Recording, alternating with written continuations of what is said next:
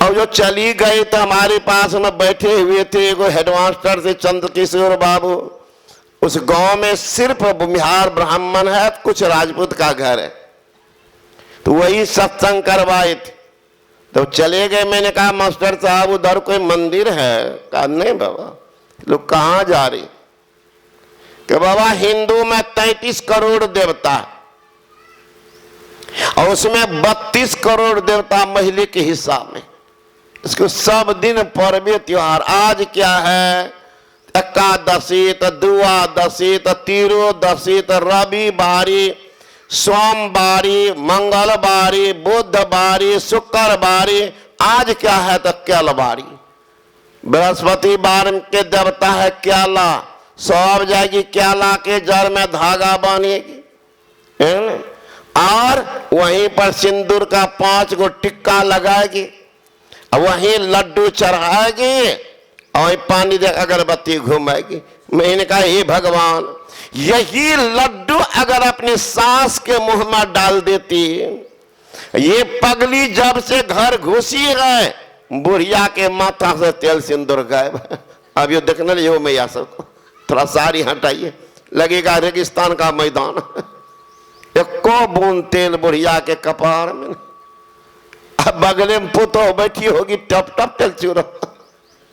मैंने कहा हे भगवान, यही लड्डू अपने सास के मुंह में डाल देती, अब बुढ़िया को सुंदर कपड़ा पहना करके तेल सिंदूर लगा के गुड़िया बना देती, वो आशीर्वाद के इसका कल्याण होता। तो बुढ़िया के मुंह में लड्डू ने क्या लाभ लड्डू ठूस रही।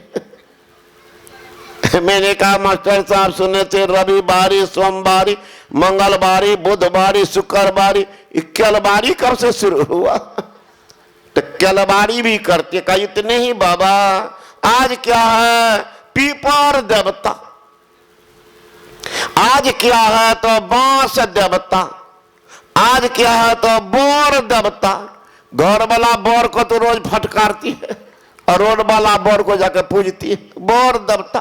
घर वाला बोर से बढ़िया रोडे वाला बोर, बोर देवता। एक आश्रम में बैठे हुए थे सर, बैजनाथपुर आश्रम में। कुछ माताएं आई तो मैंने कहा आजकल कौन पर्व है? कहती है कि बाबा आज है करवा चौथ। कम करवा चौथ कौन पर्व होता है? का पति के लिए करते हैं बाबा, पति दीर्घायु हो, बढ़िया हो, इसीलिए करवा चौथ। अच्छा, एगो तीज करती है। कहा तीज वो पति के लिए। तो मैंने कहा तीज भी करती है पति के लिए और करवा चौथ भी करती है पति के लिए, अब बट सावित्री का पति के लिए। अच्छा, 3-3 गो पर्व करती है, पढ़ी लिखी है ना? कहा तो सुनो, 3-3 पर्व करती है पति के लिए। और तुम्हारे पति सब पर तुम्हारे लिए कोई पर्व करते हैं? कन्या पर्व आप लोग करते हैं कोई कन्या के लिए? कन्या पर्व तो कहती है क्या कि नहीं बाबा कोई पर्व नहीं। तो मैंने कहा सुनो मैया, तुम तो अपने पति के लिए 3-3 पर्व करती है, तो तुम्हारी प्रार्थना भगवान सुन लेंगे। तो पति की उम्र तो हो जाएगा 150-200 बरस। कहाँ तुम्हारे लिए तो ये कोठो बुढ़वा भी नहीं करते हैं पर हमारे बुढ़िया रहे ठीक ठाक। बुढ़वा से तो और मोच भी जाता है, भले बुढ़िया मरे तो क्या करेगा? तू तो उम्र बढ़ा दी है, 150 बरस कर दिया बुढ़वा का। तू मर जाएगी, बुढ़वा जाएगी, सेकेंड हैंड बुढ़िया को ले आएंगे, तब क्या करेगी? बताओ, भूत भी बनेगी तो भी चैन नहीं, भूतों में देखना पड़ेगा। तो क्या करेगा? पागल कहे के एकमात्र गुरु से जुक्ति जान करके ध्यान करो, इससे बढ़कर कोई पर्व नहीं है। हाँ, शरीर स्वास्थ्य के लिए रविवार को नमक मत खाओ, कभी कभी शरीर के लिए उपवास रखो, ये ठीक है, लेकिन पुण्य कमा रहे हैं इसलिए शरीर को सुखा रहे सब मत करो, बैठ करके ध्यान करो। कोई पर्व करने की जरूरत नहीं, घर में तो मिल जाएगा। एक साधु वचन में है, माता न पूजे पिता न पूजे, जय चातुर्सी स्नान, माता न पूजे पिता न पूजे, जय छ तृतीय स्नान। सदगुरु शरण में कभी न गेलो, सदगुरु शरण में कभी न गेलो, खोजे छ भगवान बोलो भैया राम राम। सास न पूजे ससुर न पूजे, पति के न बुझे भगवान। सास न पूजे ससुर न पूजे, पति के न बुझे भगवान। मंगलवारी शुक्रवारी खूब करे छो, सोमवारी केलवारी खूब करे छो, कोना कहे तो कल्याण बोलो भैया राम राम। मांसो खाए छो मछली खाए छो, अंडा के जलपान। मांसो खाए छो मछली खाए छो, अंडा के जलपान। जब जयबो जमराज के घर में, उलटे टांग तो टांग बोलो भैया राम राम। राम राम बा जीव परल छे भारी भरम के जाल में। ना गुरु भक्ति न साधु के सेवा, नहीं कुछ कर लो दान। ना गुरु भक्ति न साधु के सेवा, नहीं कुछ कर लो दान। अगला जन्म में घोड़ा बनबो टमटम वाला, अगला जन्म में घोड़ा बनबो, मुंह में लगता लगाम बोलो भैया राम राम। राम राम हो भाई काशी जय छ, मथुरा जय छ, जय छ चारों धाम। घट अंदर तू चलो भैया, घट ही मिलत राम बोलो भैया राम राम। राम राम बा जीव परल छे भारी भरम के जाल में।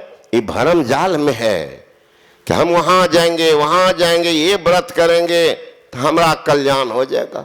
ये मन का ये भरम है ना। संत महात्मा गण कहती है जीवन कीमती है, बर्बाद मत करो। ये मानव का शरीर मिला बर्भाग्य है।